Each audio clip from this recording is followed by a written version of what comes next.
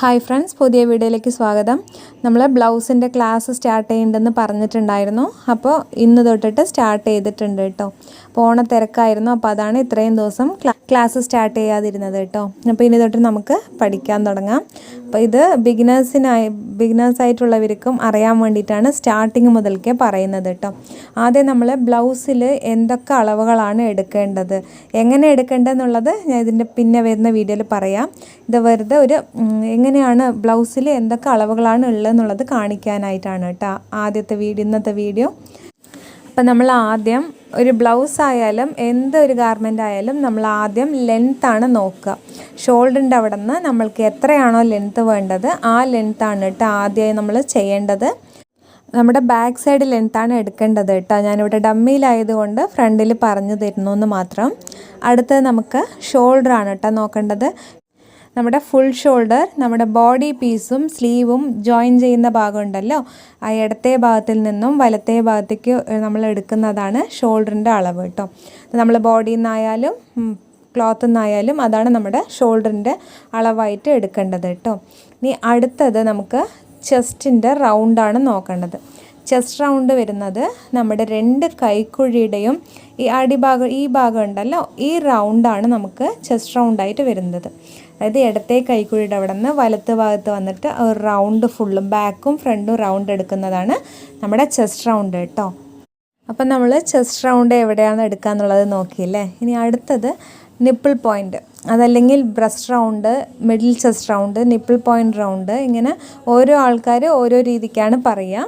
അപ്പോൾ ആ റൗണ്ടാണ് കേട്ടോ അടുത്തത് നോക്കേണ്ടത്. അതായത് ഈ രണ്ട് നിപ്പിളിൻ്റെയും ആ റൗണ്ട് വരുന്നത്. നമ്മളിപ്പോൾ മുകളിൽ എങ്ങനെയാണോ ചെസ്റ്റ് റൗണ്ട് എടുത്തത് അതേപോലെ ഈ നിപ്പിൾ പോയിൻറ്റിൻ്റെ അവിടെ വരുന്ന ആ റൗണ്ട് ബാക്ക് സൈഡിൽ നിന്ന് അങ്ങനെ ഫ്രണ്ടിലേക്ക് വരുന്നതാണ് നമ്മുടെ ബ്രസ്റ്റ് റൗണ്ട്, അല്ലെങ്കിൽ നേരത്തെ പറഞ്ഞ പോലെ നിപ്പിൾ പോയിൻ്റ് റൗണ്ട്. നമ്മുടെ ചെസ്റ്റിൽ നിന്നും 2 ഇഞ്ച് 2.5 ഇഞ്ച് ഇറക്കത്തിലായിരിക്കും നിപ്പിൾ പോയിൻ്റ് റൗണ്ട് വരുന്നത് കേട്ടോ. ചില ആൾക്കാരുടെ ബോഡിയുടെ സൈസ് അനുസരിച്ചിട്ട് അതിൽ മാറ്റം വരാം, എന്നാലും നമ്മൾ ഇതും കൂടി നോക്കേണ്ടതാണ് കേട്ടോ. ഇപ്പം നമ്മുടെ ചെസ്റ്റിനെക്കാട്ടിലും കൂടുതലായിരിക്കും ബ്രസ്റ്റ്, അതല്ലെങ്കിൽ ചില ആൾക്കാർക്ക് ചെസ്റ്റ് റൗണ്ടിനെക്കാട്ടിലും കുറവായിരിക്കും നമ്മുടെ ഈ ബ്രസ്റ്റ് റൗണ്ട് വരുന്നത്. അപ്പോൾ അത് കാരണം ഈ അളവും നമ്മൾ മെയിനായിട്ട് എടുക്കേണ്ടതാണ് കേട്ടോ.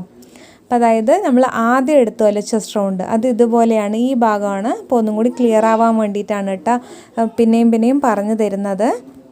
നമ്മുടെ കൈക്കുഴിയുടെ ഈ ഭാഗം വരുന്നത്, അതായത് കൈക്കുഴിയുടെ റൗണ്ട് നേരത്തെ പറഞ്ഞ പോലെ ഇങ്ങനെ എടുക്കേണ്ടതാണ് കേട്ടോ ചെസ്റ്റ് റൗണ്ട്.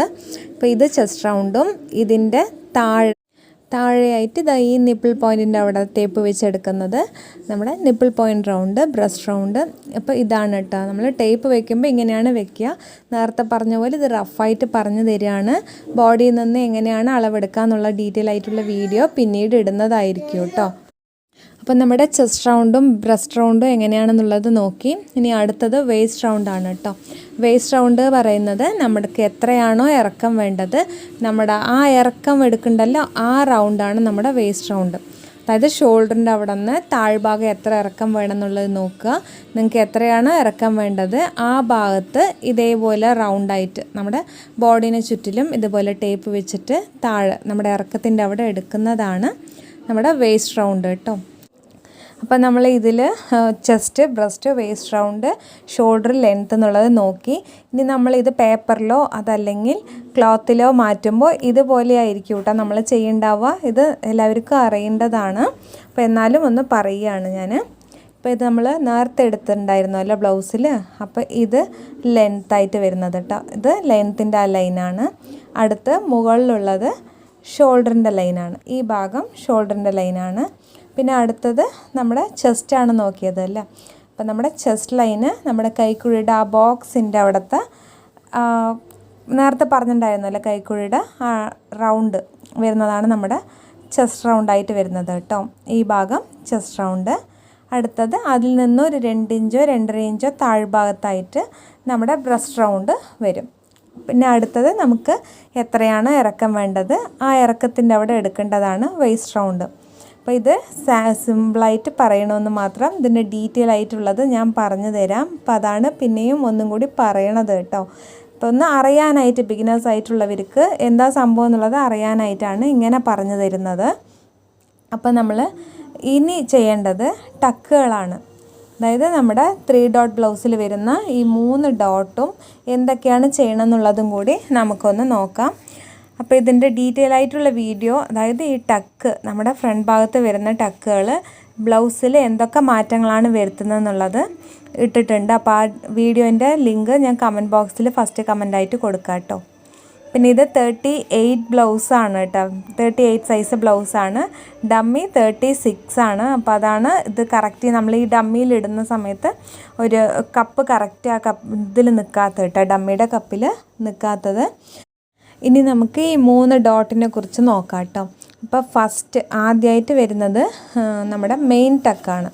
അതായത് നമ്മുടെ ബ്രസ്റ്റിൻ്റെ അടിഭാഗത്തിൽ നിന്നും ഈ നിപ്പിൾ പോയിൻ്റ് വരെ വരുന്നതാണ് നമ്മുടെ മെയിൻ ടക്ക് കേട്ടോ. അപ്പോൾ ഈ ടക്ക് നമുക്ക് ഈ ചെസ്റ്റിൻ്റെ അവിടെയും കൊക്കിയുടെ ഭാഗത്തുള്ള തുണീന് നമുക്കൊരു കപ്പ് ഷേപ്പാക്കി കൊടുക്കാനാണ് ഈ മെയിൻ ടക്ക് നമ്മൾ ഇടുന്നത്. ഈ 3 ഡോട്ട് ബ്ലൗസിൽ മെയിൻ ടക്കിൻ്റെ പണി ഇതാണ്. അതായത് നമ്മുടെ ഒരു ഷേപ്പ് കൊണ്ടുവരിക കപ്പിൻ്റെ.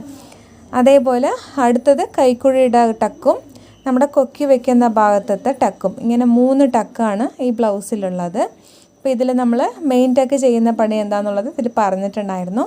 അതേപോലെ തന്നെ ഈ കൈക്കുഴിയുടെ അവിടുത്തെ ടക്ക് നമ്മുടെ ഷോൾഡറിൻ്റെ അവിടത്തെയും കൈക്കുഴിയുടെ ആ ഭാഗത്തും വരുന്ന ചുളിവുകൾ കറക്റ്റ് ചെയ്യാനുള്ളതാണ് ഈ ടക്ക്. അതായത് ഈ ഭാഗത്തെ മസിൽസിനെ ഒരു ഷേപ്പാക്കി കൊടുക്കാനാണ് കേട്ടോ ഈ കൈക്കുഴിയുടെ അവിടുത്തെ ടക്ക് വരുന്നത്.